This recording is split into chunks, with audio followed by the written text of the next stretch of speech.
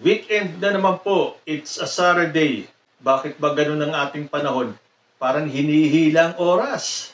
Tulad ngayon, magre-react lang po tayo sa ilan sa mga video clips na ating na-compile. Magandang araw po sa inyong lahat. Naimbag nga aldaw, kanyayo aming kakabsat, and welcome back to my channel. Meron po akong commenter, obviously, basher siya.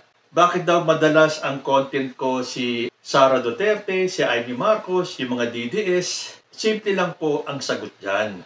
Tatantanan ko lang sa mga kasamahan kong BBM vloggers itong mga DDS kung tatantanan nila si President Bongbong Marcos. Hindi Halos araw-araw kung tirahin nila si President Bongbong Marcos.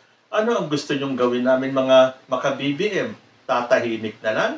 At pababayaan itong mga DDS, si Sara Duterte, si Amy Marcos, sila Maharlika, na balahurain ang ating presidente? Hindi po pwede yon. Gumagana na naman yung pagka-one-sided ninyo. Kapag kayo ang titira, babatikos kay PBBM, kahit maya't maya, oras-oras, segundo, okay lang. Pero kapag mga BBM vloggers, tirahin kayo, o mag-react man lang sa mga sinasabi ninyo, ay hindi pwede yun. Bakit ang dalas-dalas si Sara Duterte ang topic ninyo? Araw-araw din naman tinitira ni Sara Duterte si PBBM. So, kung gusto ninyo na tantanan namin si Sara Duterte, tantanan niya si President Bongbong Marcos. Ganun lang, kasimple yun. May nagsabi din sa akin na bakit hindi naman ako mag-react dun sa flood control anomalies na isiniwalat ni President Bongbong Marcos. Sa akin kasi, naghihintay po ako na maglabas sila ng pangalan. Kay senador yan, kay congressman yan. Dahil para sa akin, dapat maglabas sila ng pangalan. Itong mga senador, mga congressman, at kung sino-sino nagsasalita, na alam nila kung sino ang may kaugnayan dyan sa mga flood controls na yan, ay naman magbanggit ng pangalan. Dahil ano ba ang sinabi ni President Bongbong Marcos? Is President Marcos going to crack the whip, really crack the whip on those responsible? Dinadaanan na hirap na dinadanas ng ating mga kababayan. They have to be told who is responsible and somebody has to answer for their suffering. Paano ho kung kaalyado ninyo? Sorry na lang. Hindi na kita kaalyado kung ganyan ang ginagawa mo. Ayaw na kitang kaalyado.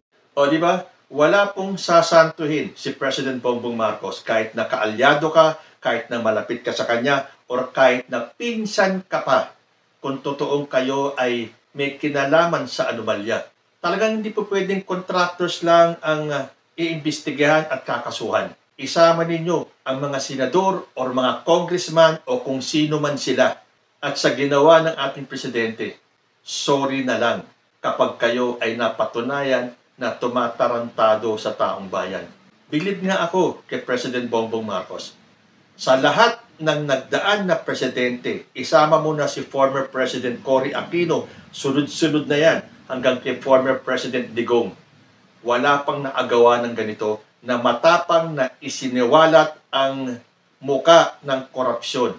Nag-umpisa na nga dito sa flood control projects. So kung ang sinasabi ni Sara Duterte ay kaya lang ginagawa daw ito ni President Bongbong Marcos para pagtakpan yung mga susunod na bagyo, hindi ko alam kung anong ibig niya sabihin, baka natatakot lang si Sara na lumabas ang mga pangalan ng mga kaalyado niya, yung kanyang mga alipores, yung kanyang mga Sara Duterte senators, or Sara Duterte congressmen, kung meron man.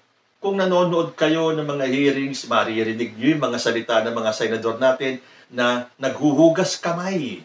Pero siyempre hanggat hindi pa napapangalanan kung sino ang mga sangkot na mga government officials diyan sa anomalyang yan, saka na lang po ako magre-react. Kahit na lumabas na yung pangalan ni Chis Escudero, ni Bongo, ni Joel Villanueva, kailangan pa rin po ng konkretong ebidensya. Huwag po tayong tumulad sa kampo ni Sara Duterte na pinangungunahan niya na ang hilig maglabas ng balita, ng fake news, tapos mabubuko lang. Tandaan nyo yung huling kasinungalingan ni Sara Duterte, 10:30 pa lang daw, lasing na or amoy alak na si President Bongbong Marcos nung siya ay nagpunta para mag-tender ng kanyang resignation. So, yun daw ang failure. Hindi daw siya ang failure, kundi yung namumuno na alas 10:30 pa lang na umaga ay lasing na. Yung pala, alas 2:21 siya nagpunta ng Malacanang. So, Kitang-kita niyo yung kasinungalingan ni Sara Duterte. Paano pa tayo maniniwala sa mga susunod niya or kahit yung mga dati niya nang binitawang mga pahayag? Again, huwag natin kakalimutan yung sinabi niya. Kaya totoo o hindi yung kanyang paninira, basta masira niya lang kayo. So, saludo ako kay President Bongbong Marcos. Wala pang presidente ang nakagawa niyan. Yan siguro ang kinaiingitan ni Sara Duterte kaya nanggagaling-iti siya. Kasi yung tatay niya hindi nagawang harapin ang korupsyon kahit na sinabi niya, give me 3 to 6 months, burado ang korupsyon, burado ang droga. Eh nung natapos ang kanyang termino, anong sinabi niya? Mahirap i-eradicate ang droga. Galing mismo yan kay Digong. Tapos sasabihin nyo na naging tahimik, na wala ang droga, na wala ang mga drugista, walang mga big names na mga drug dealers ang nasama. Meron ba isa o dalawang nakasuhan? Pero aside from that, meron pa ba? Wala. Puro yung mga drugista, mga pushers lang, at karamihan sa kanila na pagbintangan lang. And speaking of drug addict issue, hindi po mamatay-matayan. Kasi ayaw nilang tigilan eh. Pinagpipilitan nila. Again, kasama na naman si Sara Duterte na ang tagal na daw nilang nire-request sa OP o sa Office of the President na magpa-hair follicle test si President Bongbong Marcos, magpa-drug test. Eh ano ba yung ginawa ng presidentiable na si Bongbong Marcos? Hindi pa siya nakaupo, hindi ba 2 beses siyang nagpa-drug test? At yan ay pinatunayan ng mga taga St. Luke's. And mind you, nung nagsalita itong mga taga St. Luke's, they were under oath.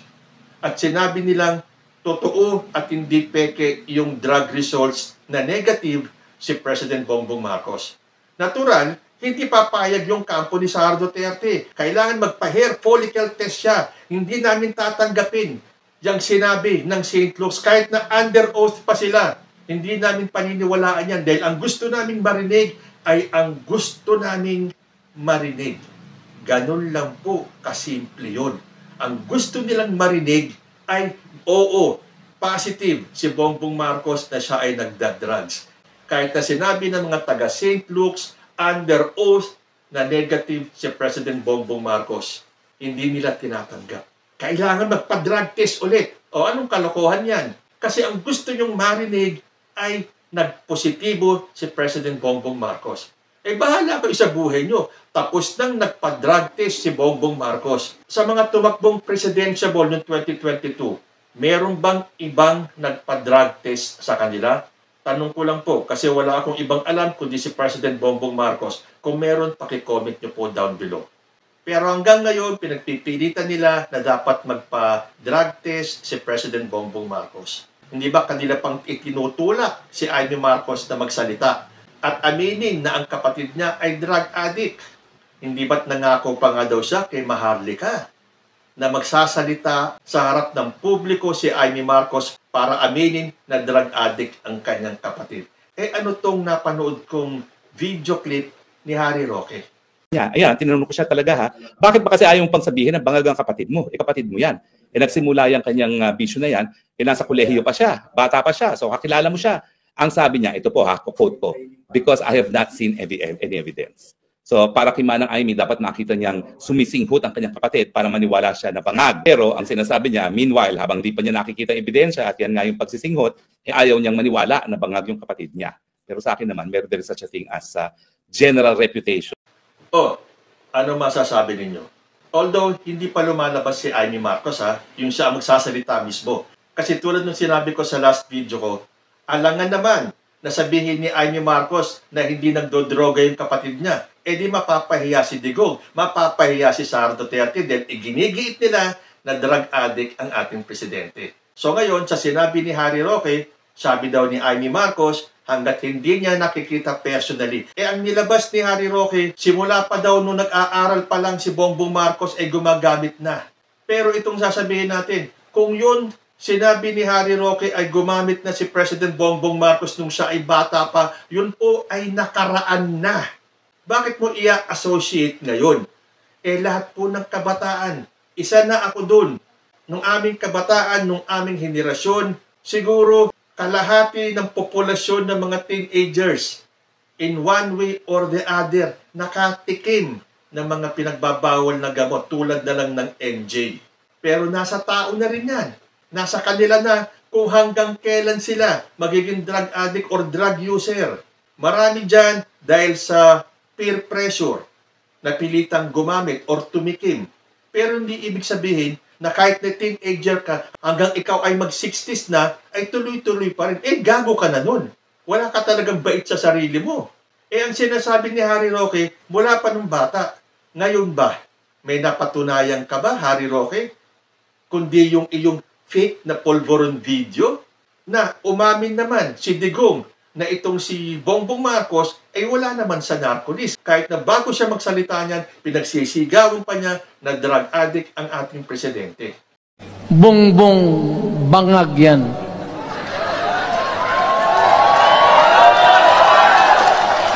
That's why sinasabi ko na sa inyo ngayon, si Bongbong Marcos bangag noon, ngayong presidente na bangag natin ang presidente. May drug addict tayo na presidente, putang inang yan. Even if you kill me 1,000 times, wala akong sinabi na. Taking a drug,